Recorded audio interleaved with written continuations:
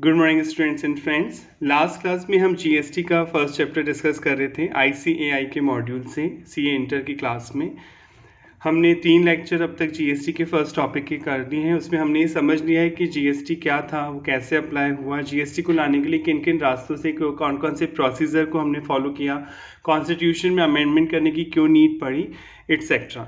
अब हम next concept की तरफ बढ़ रहे हैं जीएसटी का। पेज नंबर 6 आईसीएआई के मॉड्यूल में कॉन्सेप्ट ऑफ जीएसटी कि जीएसटी की कॉन्सेप्ट के बारे में अब फिर बताया गया है। मतलब आपको यहाँ पे एक तरह से कैरेक्टरिस्टिक्स बता रखी हैं जीएसटी की विशेषताएं कि जीएसटी को आने के बाद किन किन चीज़ों में आपको फ़ायदा हुआ है एक तरह से। तो concept of GST, what is GST, पढ़ते हैं इसको। Before we proceed with the final nuances of Indian GST, हमें जीएसटी का जो फाइन स्टेप्स है उसको पढ़ने से पहले let us understand the basic concept of GST. आपको जीएसटी के बेसिक कॉन्सेप्ट को समझना होगा यहाँ पर। तो सबसे पहले इसमें दे रखा है first point, GST is a value added tax. GST एक तरह से वैट है, वैल्यू एडेड टैक्स है। लेवीड जो कि लेवीड होता है, चार्ज होता है on supply that is manufacture करने पे, यानी आप बना के बेचते हैं कोई सामान तो भी आपको जीएसटी देना होगा। और सेल ऑफ गुड्स या बना बनाए सामान खरीदते हैं और बेचते हैं, ट्रेडिंग पर्सन है, आप ट्रेडर हैं तो भी आपको जीएसटी देना होगा। And provision of services, provision of services मतलब सर्विस को देना, प्रोविजन मतलब प्रोवाइड करना। यानी जो जीएसटी है वो एक वैल्यू एडेड टैक्स है जो गुड्स पर लगता है। चाहे आप मैन्युफैक्चरर हो, आप बना के बेच रहे हैं कोई सामान तो भी जीएसटी देना है।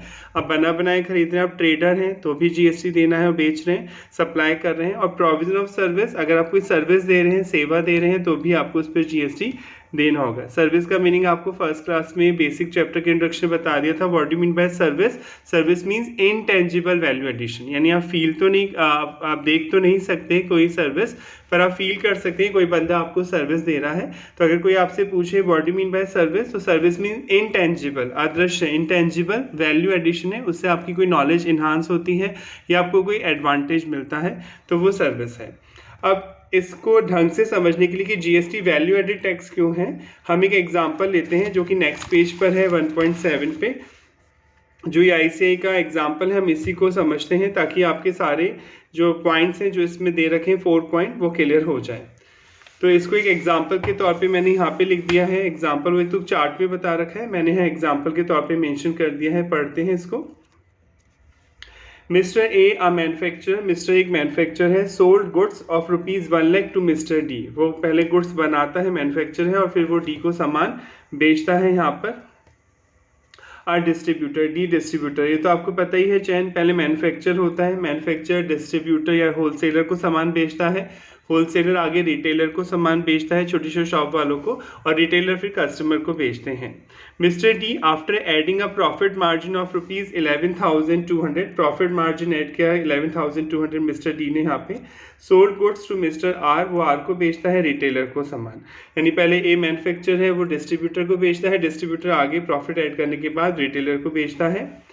मिस्टर आर जो रिटेलर है, sold goods to mister C a consumer after adding profit of ₹24,640, profit add करने के बाद आप ये जो है रिटेलर है वो कंज्यूमर को सामान बेचता है। जीएसटी की रेट यहाँ पे 18% है। आपको compute GST payable to government, आपको बताना है कि गवर्नमेंट को कितना यहाँ पर जीएसटी दिया गया है। तो समझते हैं इस एग्जाम्पल को। सबसे पहले हम ए की बात करते हैं। मिस्टर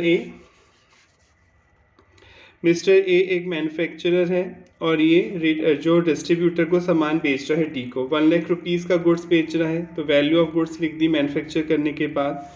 तो मिस्टर ए सेल कर रहा है, तो यहाँ सप्लायर है ए, सेलर है यहाँ पर ए, तो ए को जीएसटी कलेक्ट करना पड़ेगा क्योंकि जीएसटी इनडायरेक्ट टैक्स से आप पढ़ चुके हैं, और इनडायरेक्ट टैक्स का बर्डन कस्टमर पे शिफ्ट होता है। तो जिस पर्सन को आप सामान बेच रहे हैं उससे आप जीएसटी कलेक्ट करेंगे।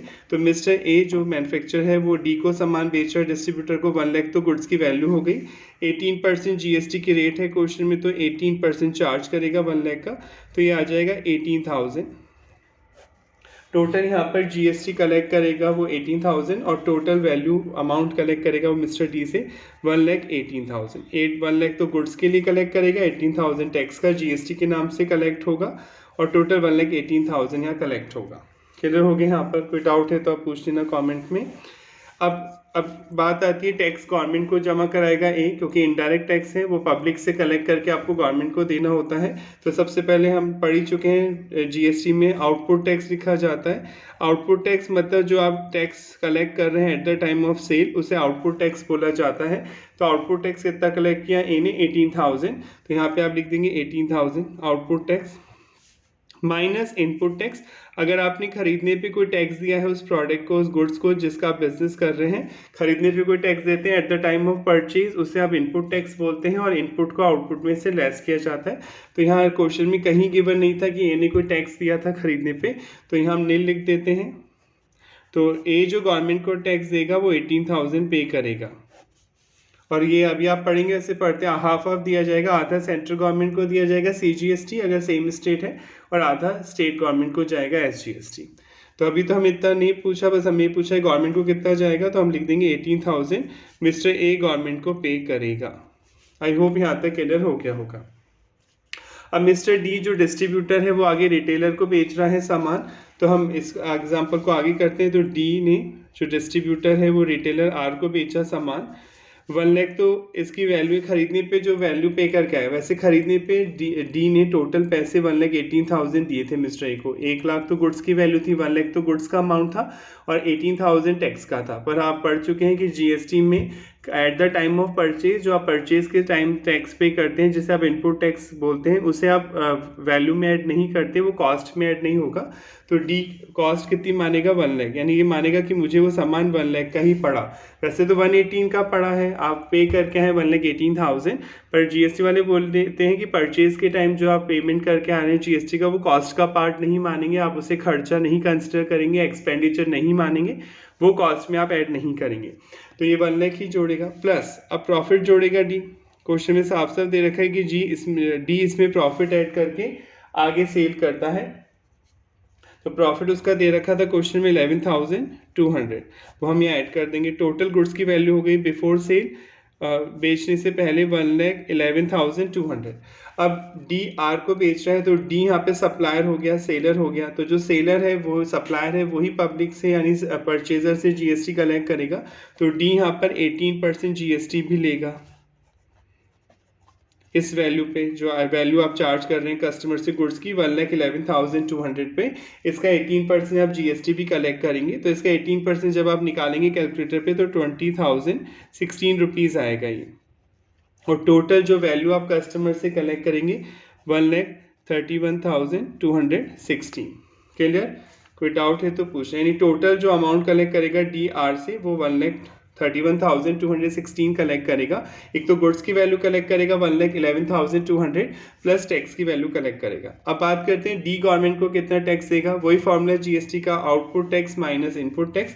आउटपुट टैक्स लिखेंगे सबसे पहले जीएसटी लायबिलिटी निकालते टाइम, आउटपुट टैक्स जो अब at the time of sale customer से टैक्स का पैसा जो चार्ज कर रहे हैं सेल पर, वो आउटपुट टैक्स हुआ। तो डी ने कितना टैक्स दिया था 20,016 रुपीज़ माइनस इनपुट टैक्स। अगर आप गुड्स खरीदने पे कोई टैक्स पे करके आए जीएसटी के नाम से, वो इनपुट टैक्स होता है eight the time of purchase, जो आपने टैक्स पे किया वो इनपुट टैक्स है, वो आउटपुट में से लेस होगा। तो डी ने ये सामान ए से खरीदा था, साफ साफ ए को वो 18,000 टैक्स दे के आया था खरीदने पर, तो ये ए के लिए आउटपुट था। तो बी के लिए डी के लिए क्या हो जाएगा, इनपुट टैक्स जो खरीदने पे आप दे रहे हैं, तो आउटपुट माइनस इनपुट, और नेट अमाउंट आपको गवर्नमेंट को देना होगा। इसे आप क्रेडिट लेना भी बोलते हैं। माइनस करने के प्रोसेस को जीएसटी में टैक्स में इनपुट टैक्स क्रेडिट, आप क्रेडिट ले रहे हैं, आउटपुट में से इनपुट डिडक्ट कर रहे हैं, तो इस प्रोसेस को इनपुट टैक्स क्रेडिट बोलते हैं। कई लोग शॉर्ट में आईटीसी बोलते हैं, इनपुट टैक्स क्रेडिट। ये सेट ऑफ करना भी बोल सकते हैं आप नॉर्मल लैंग्वेज में। तो गवर्नमेंट को पे करेगा 2016 रुपीज़ डी। तो यहाँ मिस्टर डी गवर्नमेंट को 2016 रुपीज़ पे कर देंगे after taking input tax credit. Next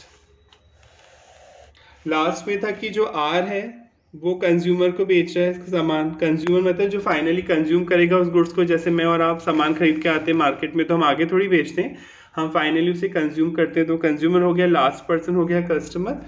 और इसमें सेम वही चीज़, सबसे पहले तो ये कॉस्ट लिखेगा आर, कॉस्ट मतलब जो भी एक्सपेंस आपने इंकर्ड किए उन सबका टोटल, जो खरीदने पे और मैन्युफैक्चर करने पे जो एक्सपेंस इंकर्ड हो रहे हैं, जो एक्सपेंसेस आ रहे हैं, उन सबके टोटल को आप कॉस्ट बोलते हैं। तो आर खरीद के आया था ये सामान डी से, डी ने कितने रुपए लिए थे, एक तो 1,11,200 तो गुड्स की वैल्यू चार्ज की थी इससे, और 20,016 रुपीज़ का टैक्स दिया था। टोटल जो आर ने पेमेंट किया था खरीदने पर डी को 1,31,216। बट वही सेम चीज़ टैक्स में बोला कि जो खरीदने पे आप टैक्स पे कर रहे हैं इनपुट टैक्स, वो आप कॉस्ट का पार्ट नहीं मानेंगे, वो आप खर्चे में नहीं जोड़ेंगे। तो ठीक है, तो एक तरह से एक्सपेंस कितना हुआ, कॉस्ट कितना हुआ, 1,11,200, राइट। अब इसमें प्रॉफिट जोड़ेगा आर, क्योंकि प्रॉफिट जोड़ के तो आगे बेचेगा सामान। तो प्रॉफिट क्वेश्चन में साफ साफ मेंशन था कि आर जो प्रॉफिट जोड़ रहा है इसमें अपना 24,640, तो 24,640 आप यहाँ पे ऐड करेंगे। टोटल आपका जो आएगा अमाउंट 1,35,840 यहाँ पर आ जाएगा। ये गुड्स की वैल्यू आ गई आफ्टर एडिंग प्रॉफिट। आप पहले गुड्स की वैल्यू लिखी कॉस्ट प्लस प्रॉफिट आपने ऐड किए, तो ये सेल वैल्यू आ गई जिसपे आप कस्टमर को सामान बेच रहे हैं। तो अब आप सेलर हैं, सप्लायर हैं, तो आप कस्टमर से जीएसटी कलेक्ट करेंगे। यहाँ पे 18% आप जीएसटी भी चार्ज करेंगे, तो ये 18% का आएगा 24,451। और टोटल आप कस्टमर से जो पैसा कलेक्ट करेंगे, अमाउंट कलेक्ट करेंगे 1,60,291, ये कस्टमर से कलेक्ट होगा। ये तो गुड्स की वैल्यू आपके प्लस जो जीएसटी आप कस्टमर से चार्ज करेंगे, इनडायरेक्ट टैक्स से बर्डन तो कस्टमर पे जाएगा, तो टोटल आप वैल्यू चार्ज करेंगे 1,60,291। अब मिस्टर आर कितना देगा गवर्नमेंट को टैक्स, वही सेम फॉर्मूला, आउटपुट टैक्स जो आपने कस्टमर से कलेक्ट किया वो आउटपुट टैक्स हुआ, जो आप खरीदने पे दे के आए थे। आर ने किससे खरीदा था ये सामान, डी से, तो डी को खरीदने पे कितना टैक्स दे के आया था, 20,016, ये इनपुट टैक्स हुआ। जो eight the time of purchase आप टैक्स पे कर रहे हैं उसे इनपुट टैक्स बोलते हैं। आउटपुट माइनस इनपुट, आउटपुट में से इनपुट टैक्स को घटाया जाएगा, तो नेट अमाउंट आएगा 4435। यही मिस्टर आर गवर्नमेंट को पे करेगा, यही मिस्टर आर गवर्नमेंट को पे करेगा। अब हम टोटल कर लेते हैं तीनों टैक्स का कि गवर्नमेंट के पास कितना टैक्स पहुंचा। 18,000 तो साफ साफ ए ने दिया था गवर्नमेंट को टैक्स, सबसे पहले 18,000 प्लस 2,016 रुपीज़ डी ने दिए गवर्नमेंट को, प्लस 4435 रुपीज़ आर ने दिए गवर्नमेंट को। इन सब का टोटल जो आएगा 24,451, यानी जो लास्ट जो टोटल गवर्नमेंट को टैक्स पे हुआ वो 24,451। और ये पहले ही बताया था लास्ट क्लास में भी आपको, इससे पहले, कि ये मैच होना चाहिए। जो आप लास्ट कंज्यूमर से, जो लास्ट पर्सन है जो उस गुड्स को आगे नहीं बेचेगा, खुद कंज्यूम करेगा, यानी कंज्यूमर, उससे आपने जितना टैक्स लिया एंड लास्ट सेल जो हुई उस पर जितना टैक्स लिया टोटल, वही टैक्स टोटल गवर्नमेंट के पास पहुंचना चाहिए। आप देख सकते हैं टोटल बिल्कुल मैच हो रहा है, यानी जो पब्लिक लास्ट स्टेज पे आप बायर से जो कलेक्ट कर रहे हैं, कस्टमर से जो कलेक्ट कर रहे हैं, वही टैक्स टोटल गवर्नमेंट के पास पहुंचना चाहिए, क्रॉस होना चाहिए, हमेशा चाहिए। अगर ये मैच नहीं हो रहा है, इट मीन्स आपकी कैलकुलेशन में कहीं कुछ गड़बड़ी है, तो आपको दोबारा चेक करना होगा। आई होप ये एग्जाम्पल यहाँ तक तो क्लियर हो गया। पर सर हमें ये तो पहले भी समझ में आ गया था, जो फर्स्ट क्लास या सेकंड क्लास आपने ली थी, कोई नई चीज़ इसमें नहीं है। पर अभी हम पढ़ रहे हैं इसमें फर्स्ट पॉइंट जो आप पढ़ रहे हैं कैरेक्टरिस्टिक्स का, कॉन्सेप्ट ऑफ जीएसटी में, कि जीएसटी एक वैल्यू एडेड टैक्स है। अब सर ये वैल्यू एडेड टैक्स क्यों बोल सकते हैं, क्योंकि देखिए ये आप जीएसटी की जो कैलकुलेशन आपने इस तरीके से की, आप शॉर्ट में भी कर सकते थे कि जीएसटी वैल्यू एडिशन पे लगता है, आप जितनी वैल्यू ऐड कर रहे हैं उसी पे तो देना है जीएसटी। तो जैसे अगर आप आर की यहाँ बात, डी की बात करें, डी कितने में बेच रहा था गुड्स, 1 लाख की तो गुड्स खरीद के आया था वो ए से, और प्रॉफिट जोड़ा था अपना 11,200, राइट। तो वैल्यू जो ऐड करी, यानी आपने परचेज करने के बाद उस प्रोडक्ट पे जो वैल्यू एडिशन किया, वैल्यू एडिशन में एक्सपेंस भी आएंगे और प्रॉफिट भी आएगा। यहाँ पे तो खैर कोई एक्सपेंस नहीं था। अगर मान लीजिए क्वेश्चन कहता है कि डी ने कुछ एक्सपेंस भी किया, इस गुड्स को लाने पे 5,000 रुपये मजदूरी दी, लेबर चार्जेस दिए, तो पहले हम 5,000 ऐड करते, फिर उसका प्रॉफिट ऐड करते। पर वैल्यू एडिशन में तो यहाँ कोई एक्सपेंस नहीं है, तो जो वैल्यू आपने अपनी तरफ से ऐड की वो प्रॉफिट ही ऐड करी डी ने, क्योंकि 1 लाख रुपए तो गुड्स की वैल्यू वो ए को दे के आया था, तो 1 लाख रुपए की वैल्यू तो एंड की थी। आने के बाद आपने उसमें कितना वैल्यू एडिशन किया, कितनी वैल्यू बढ़ाई, क्वेश्चन साफ साफ बोल रहा है आपने 11,200 का प्रॉफिट ऐड किया, तो यही वैल्यू एडिशन है। तो जो आर है उसने 11,200 का वैल्यू एडिशन किया और जीएसटी की रेट कितनी है 18%। अगर आप सीधे इसका 18% निकालेंगे तो 2016 ही आएगा, यानी जो गवर्नमेंट को टैक्स देना है वो 2016 ही देना है। और आपने ऐसे कैलकुलेशन की थी तो भी जो डी का टैक्स है वो 2016 ही आ रहा था गवर्नमेंट को।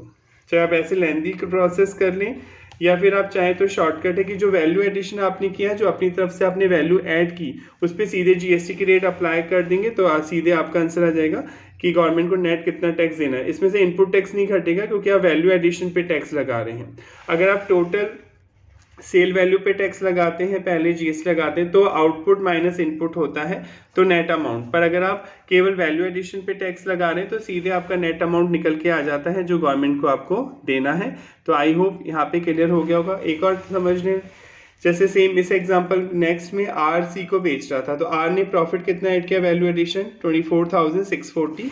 तो 24,640 का अगर आप सीधे 18% निकालें, 24,640 का सीधे 18% निकालें तो 4435 ही आएगा नेट अमाउंट। और ऐसे कैलकुलेशन कर रहे हैं तो भी नेट अमाउंट 4435 ही आ रहा था जो गवर्नमेंट को टैक्स देना था। तो आई होप यहाँ पे क्लियर हो गया होगा कि जीएसटी एक वैल्यू एडिशन टैक्स है कि जितनी वैल्यू आप बढ़ा रहे हैं उसी वैल्यू पे आपको जीएसटी देना है। अगर आप वैल्यू ऐड नहीं कर रहे तो कोई जीएसटी नहीं देना। इसे भी हम समझ लेते हैं। देखिए इस एग्जाम्पल में मैं सपोज आर जो है वो जो सामान खरीद के आया था डी से 1,11,200, 1,11,200, ठीक है। सपोज वो कोई प्रॉफिट नहीं ऐड कर रहा, वैसे ऑल्दो ऐसा होगा नहीं कभी कि बिना प्रॉफिट जोड़े आप आगे बेचें तो लॉस होगा, पर कुछ एक्सेप्शनल कंडीशंस हो सकती हैं, जैसे गुड्स खराब हो रहा है या आप बिजनेस शट डाउन कर रहे हैं तो मजबूरी में कई बार आप कॉस्ट पे भी सामान बेच सकते हैं, यानी जिस वैल्यू पे आप खरीद के आ रहे हैं उसी वैल्यू पे बेच रहे हैं। तो सबसे पहले प्रॉफिट जोड़ेगा, तो प्रॉफिट यहाँ वो जोड़ ही नहीं रहा तो वैल्यू एडिशन हो गई यहाँ पर 0, राइट। तो सेम यही वैल्यू उतर के आ जाएगी 1,11,200। अब इस पे 18% जीएसटी तो लेना ही पड़ेगा। गवर्नमेंट ने ये थोड़ी मना कह रखा है कि अगर आप कॉस्ट पे बेच रहे हो, लॉस पे बेच रहे हो या प्रॉफिट पे बेच रहे हो, किसी भी सिचुएशन में आप बेचो। अभी आप पढ़ेंगे आप फ्री में भी किसी को बेचेंगे, अभी जीएसटी में आगे आएंगे कुछ एक्सेप्शन कि अगर आप फ्री में भी किसी को देंगे ना कोई गुड्स तो भी उस गुड्स का वैल्यूएशन निकाला जाएगा और उस पर जीएसटी देना होगा। वो आप आगे पढ़ेंगे कुछ टाइम बाद। अभी तो अभी समझ लें कि चाहे फ्री में बेच रहे हैं, चाहे आप पैसे लेके बेच रहे हैं, चाहे प्रॉफिट पे, चाहे लॉस पे, चाहे कॉस्ट पे, जीएसटी तो चार्ज होगा क्योंकि आप सेलर हैं, सप्लायर हैं। तो वैल्यू ये आप चार्ज कर रहे हैं कस्टमर से, प्रॉफिट तो आप जोड़ नहीं रहे, कॉस्ट पे बेच रहे हो तो वैल्यू ये चार्ज कर रहे हैं, तो इसी वैल्यू पे 18% जीएसटी लगेगा। तो इसका 18% निकालेंगे तो ये आएगा 20,016, टोटल 131,216, राइट। अब वही सेम फॉर्मूला आपका वही, सबसे पहले आउटपुट टैक्स लिखा जाएगा। आउटपुट टैक्स जो आपने कस्टमर से कलेक्ट किया at the time of sale उसे आप आउटपुट टैक्स बोलते हैं। तो आर ने कस्टमर से टैक्स कलेक्ट किया है 20,016 rupees at the time of sale, ये आउटपुट टैक्स हुआ। माइनस इनपुट टैक्स, आईटीसी ले रहे हैं आप, इनपुट टैक्स का क्रेडिट, तो जो खरीदने पे टैक्स दिया वो इनपुट टैक्स हुआ। और आपने पढ़ा था कि आर जो खरीद के आया था डी से सामान, टैक्स डी ने इससे लिए थे 20,016 रुपीज़, तो ये इनपुट टैक्स हुआ। तो ये इनपुट टैक्स यहाँ लेस किया जाएगा। अब आप देखिए लायबिलिटी क्या आई, निल, क्योंकि 0 हो गया तो ये जीएसटी आपको गवर्नमेंट को देना ही नहीं, 0 आ रहा है, यानी output minus input, net liability 0 आ गई, 0 हो गया तो कोई जीएसटी नहीं देना। आई होप यहाँ तक क्लियर हो गया होगा, क्योंकि आर ने कोई वैल्यू एडिशन ही नहीं किया, कोई वैल्यू ही नहीं बढ़ाई गुड्स की, तो उसे जीएसटी की लायबिलिटी भी 0 आई। तो हम बोल सकते हैं जीएसटी एक वैल्यू एडिड टैक्स है, क्योंकि जितना वैल्यू एडिशन करेंगे उसी पे आपको जीएसटी देना होगा। अब हम आगे सेकेंड पॉइंट पढ़ते हैं इसमें। जीएसटी ऑफर कॉम्प्रहेंसिव मतलब ब्रॉड, कंटिन्यूस मतलब लगातार, chain of tax credit from the producer point और service provider point up to retailer consumer level, thereby taxing only on value added. Tax के value addition पे लगता है each stage of supply. ये तो है ही, टैक्स क्रेडिट तो मिल ही रहा है, आपने ये देखा ना टैक्स क्रेडिट मिल रहा है। सबसे पहले ए ने डी से टैक्स लिया, अब जब डी ने आर को आगे बेचा तो ए को जो खरीदने पे टैक्स दे के आया तो लेस हो रहा है कंटिन्यूस। फिर इसी तरह आर ने लास्ट में सी को बेचा तो आर ने जो टैक्स किया था खरीदने पे वो लेस हो रहा है। यानी जब तक वो सामान एंड कंज्यूमर के हाथ में नहीं पहुंचाता तब तक सबको इनपुट टैक्स का क्रेडिट मिलता रहता है, क्योंकि बिजनेसमैन ही तो जीएसटी नंबर लेते हैं। तो जीएसटी क्रेडिट कौन क्लेम कर सकते हैं? बिजनेसमैन। जब एक बार वो गुड्स कंज्यूमर के हाथ में आ जाता है तो कंज्यूमर तो आगे बेचता ही नहीं है, वो तो उसे खुद ही कंज्यूम करता है, तो इनपुट टैक्स क्रेडिट की चैन टूट जाती है। पर जब तक वो गुड्स आगे बिकता रहता है input tax credit continuous available होता है।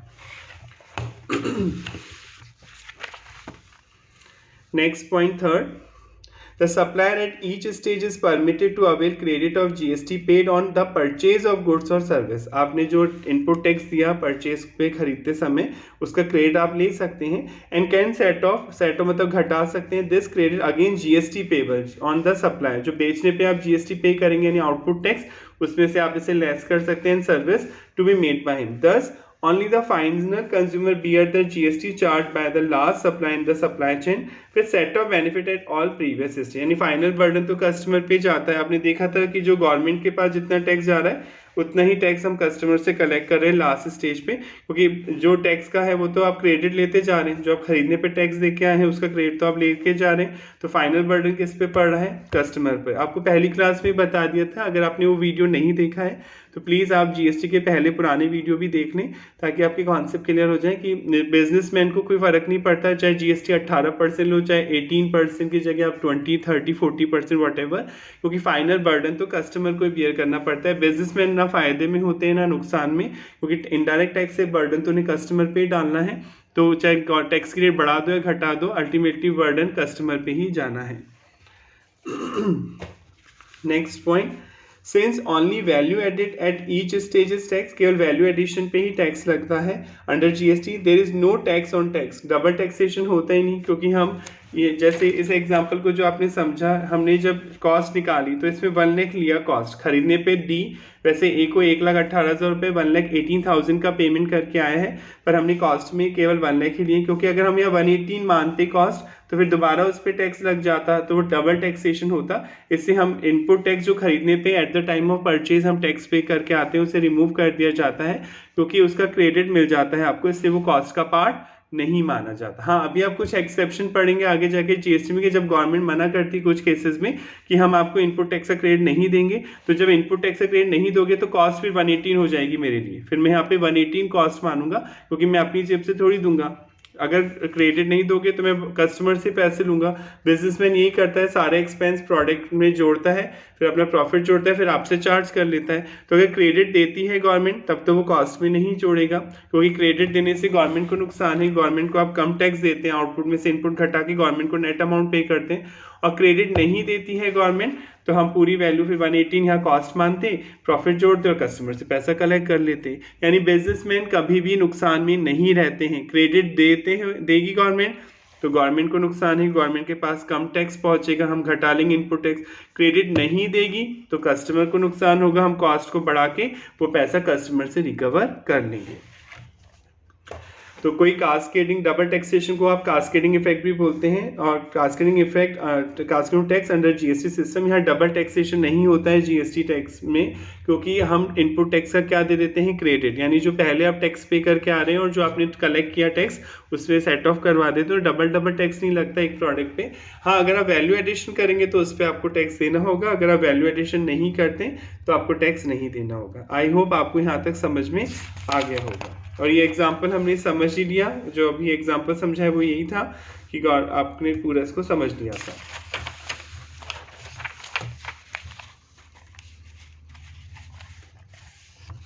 चलिए फिर नेक्स्ट टॉपिक नेक्स्ट क्लास में लेंगे। लेंथी टॉपिक है, इसमें कवर नहीं होगा नहीं, क्योंकि वीडियो फिर बड़ा हो जाएगा। नेक्स्ट क्लास में हम आप मिलते हैं। अगर आपने अभी तक वीडियो को, मेरे चैनल को सब्सक्राइब नहीं किया है तो प्लीज़ सब्सक्राइब कर दें।